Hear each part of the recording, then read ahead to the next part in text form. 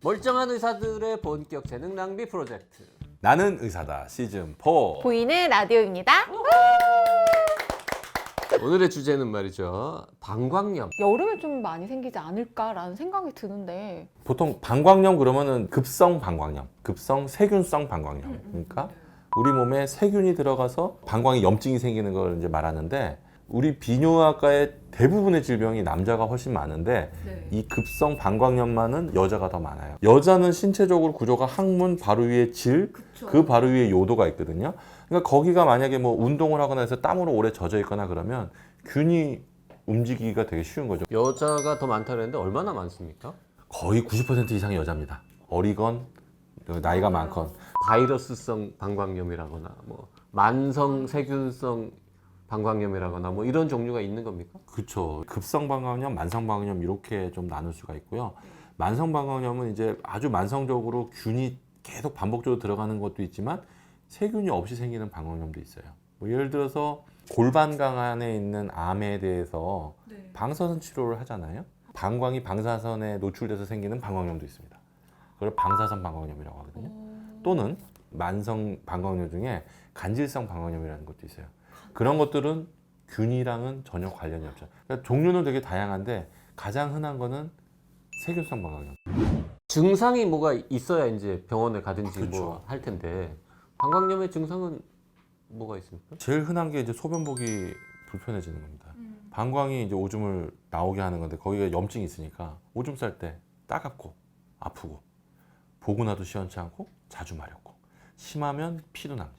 근데 방광 자체에는 그 감각 세포가 없지 않습니까? 방광이 얼마나 섬세한 장기라고 제가 여러 번 강조를 해서 말씀을 드린 것 같은데 오줌 마려운 거 참기 힘들잖아요, 사실. 맞아요. 그 감각을 말도 못하죠.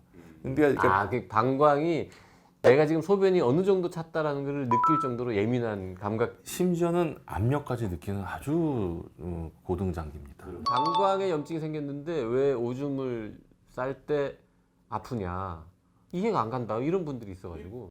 방광은 근육 그 펌프잖아요. 저장도 하지만 내보내야 되는데 그 아픈데 자꾸 움직이면 더 아프지 않겠어요? 멍드는데 자꾸 움직이면 아픈 것처럼 방광은 계속 이제 오줌을 보통 우리가 하루에 뭐 8번 이렇게 이제 7번 정도 싼다고 봤을 때 그때마다 온 힘을 다해서 주인의 노폐물을 배출하려고 그 헌신적인 장기예요. 또 아픔을 견뎌내면서 방광이 오줌을 이제 싸는 거거든요. 그러니까 아랫배에 또 아프다는 얘기 많이 하세요. 이게 우리 하복부에 있으니까. 그리고 참을 때 늘어나잖아요.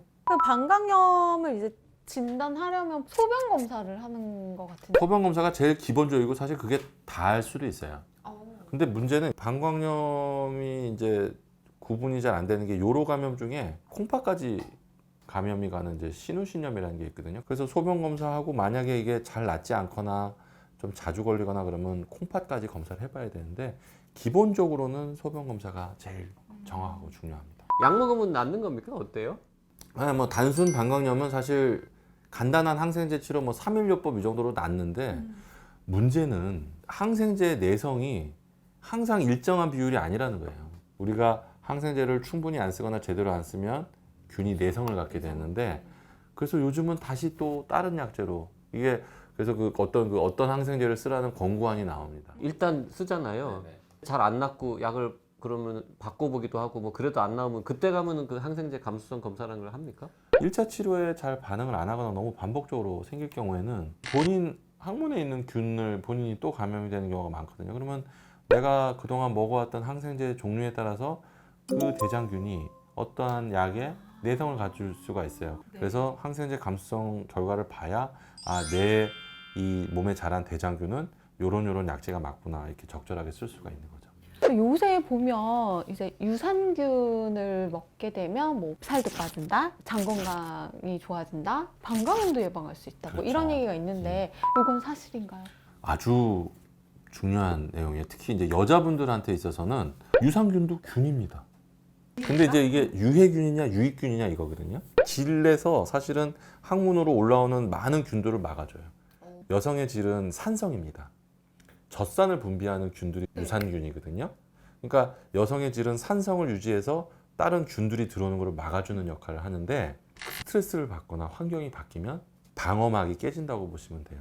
유산균을 적절하게 복용을 하시면 그런 분에 있어서는 많은 보충이 되겠죠. 그 방광염 같은 경우에 깨끗하게 관리하면 예방에 좋을 것 같으니 여성용 청결제를 자주 이제 사용하면 어떠냐. 이유 없이 사용하면 안 돼요. 그래요? 여성의 질은 원래 깨끗합니다. 근데 그거를 불필요하게 그냥 규칙적으로 사용하는 거는 오히려 안 좋습니다. 소염 진통제 같은 거 약국 같은 데 불편해서 막 가서. 드시면 어때요? 그런 거는. 사실 방광염은 뭐 물론 항생제를 먹으면 쉽게 낫고 치료가 잘 되는 건 맞지만 경우에 따라서 자연 치유가 되기도 합니다. 물을 많이 먹는다든지 쉰다든지 그러면 나을 수 있기 때문에 소염제 같은 거가 증상을 완화시킨다든지 염증을 가라앉히는 그런 효과는 있어서 증상 완화에 있어서는 저희가 소염제를 뭐 쓸 수도 있고 오히려 더 안 좋은 게 있어요. 뭐냐면 반복적으로 방광염이 생길 때 그냥 집에 있는 항생제를 먹어버리는 거. 그리고 한두 번 먹어서 또 좋아져서 놔뒀다가 또 금방 다시 생겨버리는 거. 이런 게 오히려 안 좋은 거고 소염제 자체는 증상 완화시킨 데는 충분히 도움이 됩니다.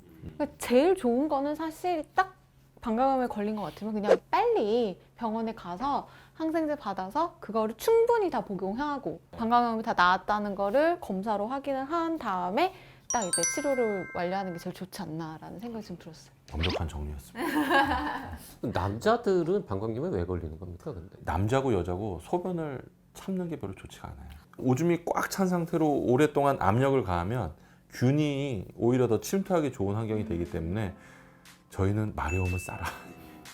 그럼 우리 촬영을 그만하고 화장실이나 같이